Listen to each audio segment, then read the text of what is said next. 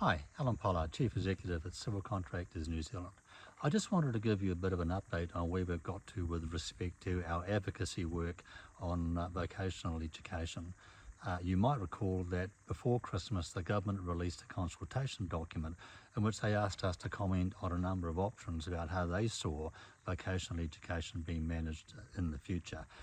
We made a submission on that, and our biggest concern was that very little attention had been paid to work-based training, and most emphasis was being placed on classroom-based training. So we made a submission setting out the challenges that had for our sector.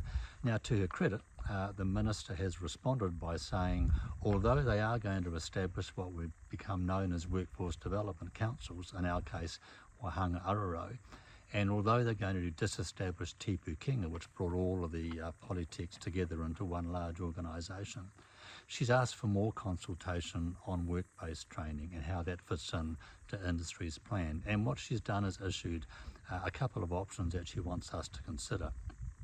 The first option is where they establish what's called industry skills boards, and those industry skill boards will be responsible for developing qualifications, for standard setting, for moderating assessments, and for providing investment advice to TEC.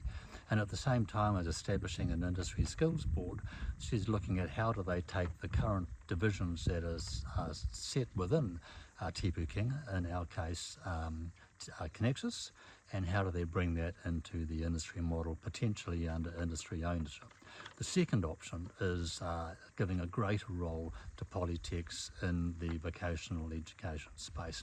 Now, we have real concerns about the second option, not the least of which is that to have that option viable, you have to have a sustainable, strong and certain platform to begin with.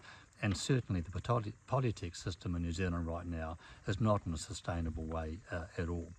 And our fear is that we're going to have another 2 or 3 years of disruption before they finally get a solid platform to move from.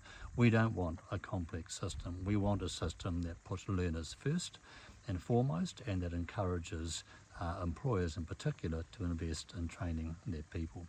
Now, our option that we prefer is to establish an infrastructure ISB, industry skills body. Now, by infrastructure, we're defining that as ourselves and civil, as the water industry, the electrical or electricity industry, and the extractive sector. And to put a proposal together for government, we've all come together united in our front that is the primary outcome that we'd like to see in this negotiation. An industry skills board dedicated to infrastructure, very importantly maintaining the direct investment connection through the TEC. And we want the opportunity to take Contractors, which has been our primary training deliverer along with some other PTEs, and to make that an industry-led, potentially industry-owned private training organisation as well. First and foremost, our focus is on what's best for our learners, what's best for our employers, what's best for our industry. Secondly, it has to be simple, it has to be affordable, and it has to deliver the outcomes that we want as a sector, particularly as we start to look forward to a large infrastructure program coming on the horizon. So look, we'll be making a submission on this by the 21st of February. We'd encourage our industry members to support that as well. But we'll keep you posted as we move through this consultation exercise, because first and foremost, it's really important that we have a strong training environment so our next generation of people are coming through the system. We'll look forward to staying in touch with you on this.